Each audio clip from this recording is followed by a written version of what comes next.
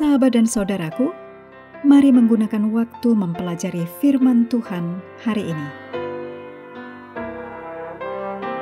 Hari Minggu, tanggal 9 Maret, judulnya Kristus Sang Pemenang. Kita mulai dengan doa singkat yang didasarkan dari 1 Yohanes 5 ayat 6. Dan rohlah yang memberi kesaksian, karena roh adalah kebenaran. Amin.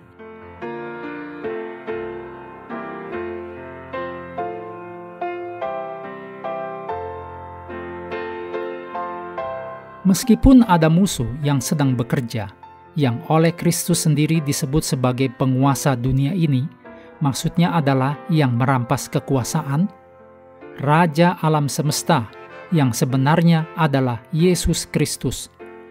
Yesus memberikan kemenangan bagi kita, dan di dalam Dia kita dapat memperoleh kemenangan, bahkan di tengah kesukaran dan penderitaan. Memang benar, pekerjaan Kristus melawan musuh pada setiap kesempatan. Kita telah melihat bahwa kitab suci menggambarkan iblis sebagai yang pertama, penipu seluruh dunia sejak permulaan. Ditulis dalam Wahyu 12 ayat 9, Matius 4 ayat 3, Yohanes 8 ayat 44, 2 Korintus 11 ayat 3, 1 Yohanes 3 ayat 8. Yang kedua, pemfitnah dan penuduh Allah dan umatnya di surga. Ditulis dalam Wahyu 12 ayat 10, Wahyu 13 ayat 6, Ayub 1 sampai pasal 2, Zakaria 3 ayat 1 dan 2, dan Yudas pasal 9. Yang ketiga, penguasa yang merampas dunia ini. Ditulis dalam Yohanes 12 ayat 31, Yohanes 14 ayat 30, Yohanes 16 ayat 11, Kisah 26 ayat 18, 2 Korintus 4 ayat 4, Efesus 2 ayat 2, dan 1 Yohanes 5 ayat 19.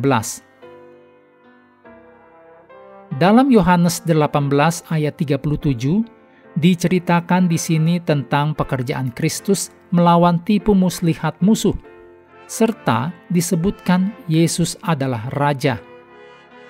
Meskipun kitab suci mengajarkan bahwa iblis adalah penipu ulung, pemfitnah, penuduh, dan penguasa yang merampas dunia ini, kitab suci juga mengajarkan bahwa Yesus adalah pemenang atas iblis dalam segala hal. Yang pertama, Yesus datang ke dalam dunia untuk memberi kesaksian tentang kebenaran. Ditulis dalam Yohanes 18 ayat 37. Yang kedua, melalui salib, Yesus secara luar biasa menunjukkan kebenaran dan kasih Allah yang sempurna. Ditulis dalam Roma 3 ayat 25 dan 26, juga Roma 5 ayat 8. Dengan demikian menyangkal tuduhan fitnahan iblis. Ditulis dalam Wahyu 12 ayat 10 dan 11. Dan yang ketiga, Yesus pada akhirnya akan menghancurkan kerajaan iblis yang tahu bahwa waktunya sudah singkat. Ditulis dalam Wahyu 12 ayat 12, Roma 16 ayat 20. Dan Kristus akan memerintah sampai selama-lamanya. Ditulis dalam Wahyu 11 ayat 15.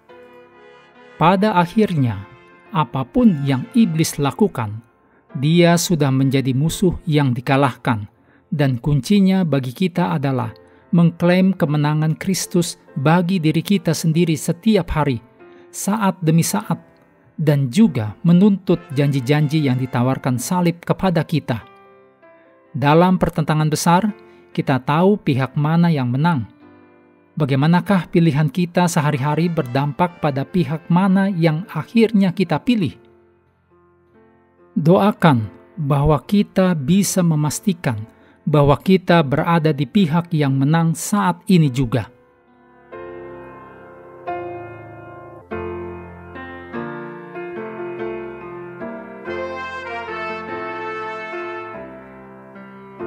Mengakhiri pelajaran hari ini, mari kembali ke ayat inti. Yohanes 18 ayat 37. Maka kata Pilatus kepadanya, "Jadi engkau adalah raja?" Jawab Yesus, "Engkau mengatakan bahwa aku adalah raja. Untuk itulah aku lahir dan untuk itulah aku datang ke dalam dunia ini, supaya aku memberi kesaksian tentang kebenaran. Setiap orang yang berasal dari kebenaran mendengarkan suaraku."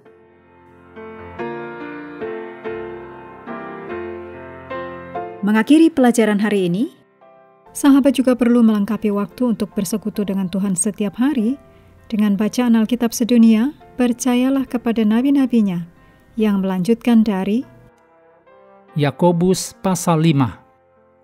Tuhan memberkati kita semua.